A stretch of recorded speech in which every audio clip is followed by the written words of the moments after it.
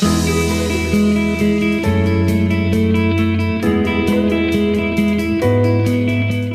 everyone, my name is Ritika Pathak. I am the HOD Foreign Languages.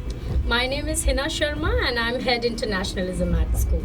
So today we have Miss Saskia and Miss Jacqueline. They are from Philipp Melanchthon Gymnasium, Germany. So we have certain questions for you. I hope you are not nervous. It's all right. All right. All right, great. So here's our first question for you. What aspects of Indian culture and education system have surprised or intrigued you the most since arriving here? Yeah, we were really impressed by the respect of the pupils. It's different in Germany a lot. And yeah, the English skills are really, really good compared to what we have in our school. Our kids are really, really bad in English, especially the young ones. And here the young kids can speak really, really good English. Great. Yeah, and also about the innovations that you have. Like you have the robotics class, you have the pottery sessions. So some additions to everything that we do not have. So, and we got to experience some class observations yesterday and also this morning, where we also were able to take a look at the Cambridge wing. So at our school we start teaching at year 5, so we do not really see the little ones. I mean, they sort of come to our school where they're still little. They're out of year 4, so it was interesting to experience that as well. And then everybody tries to be so polite and respectful and tries to pay attention. So sometimes we feel like our students are a bit more lazy when it comes to that department. So All right, that's good to know. great to know and hear about our students. In addition to that, I would like to know, in the morning you just had a session with artistic strokes. So how was the experience there? it was The painting. the painting. It was great. I had a lot of fun, and I think the paintings look. I think mine is all right. Well, mine is sort of alright. But the artistic arts is not my department. Though. I had it in school when I. But in spite that, you painted so beautifully. Yeah, they were two Thank you. masterpieces today. All All right. right. So the next question, please. So next question is, how do you plan to integrate your teaching methodologies from Germany into the Indian classroom environment? So what we kind of experienced, maybe it's because it's the beginning of the term, so from the class observations that we had so far, we kind of thought that students are not taking many notes. And a big part of like our lesson and planning in Germany is like once they do a task, then we assure that everybody understood the task, and we kind of like save it on the board, and we make sure that everybody sort of takes notes and maybe copy whatever we've written down on the board. So that kind of like to make sure that everybody is on the same track, everybody has all the same notes. So we thought that would be maybe something. Especially for the results at the end, to save the results. Absolutely. Yeah, and then so it might have been like, it would be easier for them to like when they have a class test coming up. They probably have access to it anyway, but Absolutely. we all know like once you write it down with your own hands, you kind of remember it more. Absolutely. And it gets stuck in your mind easier. Yeah, it is retained in the mind for a long time. Absolutely. That's good. So So let's move to the next question. So our next question is, describe India in one word. Interesting. Colorful. Oh, great. Indeed. It is very colorful. on that Any one. other word? We thought about anything with food, but it's hard to describe in one word what we like on the food or what impresses us on the food. Maybe spiceful is a word exists? Spicy. No, that's not what I meant. That is like full of Gewürzreich, spices. yeah. It's just spicy. In Hindi, Or we call variety of spicy as spices. chatpata. Chapata. Okay. Yeah. Let's just say chapata. I don't know how to pronounce it. Flavorful. Yeah, flavorful. It is delectable, flavorful, and you relish it. We relish Yeah? it. Yeah. So and you'll continue to relish it.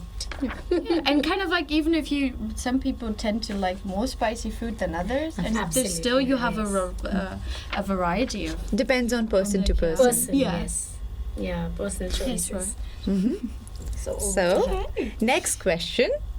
How do you plan to adapt your lesson plans to accommodate the diverse learning styles and backgrounds of Indian students? Okay, we talked about that. So, Zaskia's subjects are math and geography. Mine are English and geography. I think like for math, it's not really working, but especially for geography, when we talk about globalization, and India is a big part of geography as well. Like even when you talk about the physics part of the geography, like when it comes to monsoons, explaining how it affects people, also climate change, how does it affect people around the world, and always India is coming up in there as well.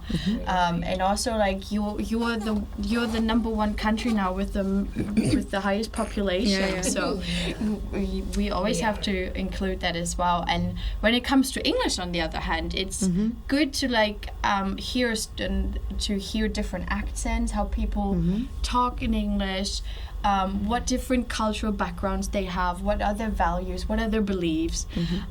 So that's interesting to come up with too. And I think one of our colleagues, she actually she read a book. It was called Lion by Saru Brealey. Okay.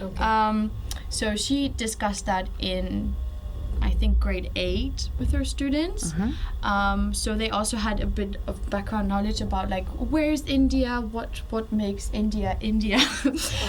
So a bit of like a cultural background and everything.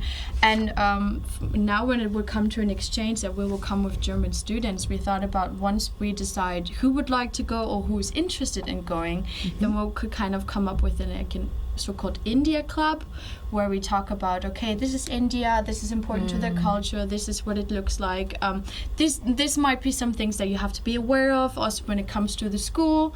Like Do's and don'ts. Do's and don'ts, basically. For one example, we don't have a dress code, so there would be like Absolutely. something else for the students to experience. But there's the variety. Like I could go on and on, but I think we don't have much time, like, right? As far as culture and these rules are concerned, in the area of school, we are quite different. Like we have uniform. Germans do not wear school uniform there. And school in European Absolutely. country. Yeah. So I like the observations she has made within so less number of days. Very observant. Wonderful. All right, over to you. So the last question, second last but not the least. In what ways do you think this exchange program will benefit both German and Indian educational systems in institutions in the long term? Or you can say, what do you feel is the way forward for everybody? Yeah, the first thing is that especially our students become more open-minded, I think, because we were talking about it, living in kind of a bubble. Okay. And yeah, most of them have also well-educated parents, and they have a lot of things at home, and yeah, I think a lot of them travel with their parents. Okay. But not many of them have been to India. I think I've been talking to one student, and he has been. But yeah, so they can learn a lot about the culture, because it's really different. Absolutely different. And I think this is the most important point: learning about a new culture and accepting it. And on the other hand as well, like for both, obviously the language, like experiences the language. Your students, because they learn German here, and then it would be practical, and they can practice it, and Absolutely. not just like maybe come up with a situation here. Like imagine you're talking to somebody, or you're traveling to Germany, but then if you go there and experience everything, That's entirely it's like it's entirely different, and you try to get the most out of it, and reflect on it later on, and see, okay, this is what I learned, and this is, I remember that we talked about this. Absolutely. And now I can experience it. So that would be also another beneficial thing. And it all comes back to like globalization, I think, because the world is global. We're like all one world, so We are one. why Yes. don't we are one? So why don't we all get together and experience each other's cultures and learn more about everybody's beliefs, Right. values? It's And like so- getting the classrooms connected, Yeah. We are still connected. Right. Though so far, but we are connected. So can we have some kind of proposals or some kind of projects in which both our students can pitch in, and they can work collaboratively, and the outputs can then be shared later with each other? Yeah, absolutely. Can something be developed just to set the way forward for this association that we have had?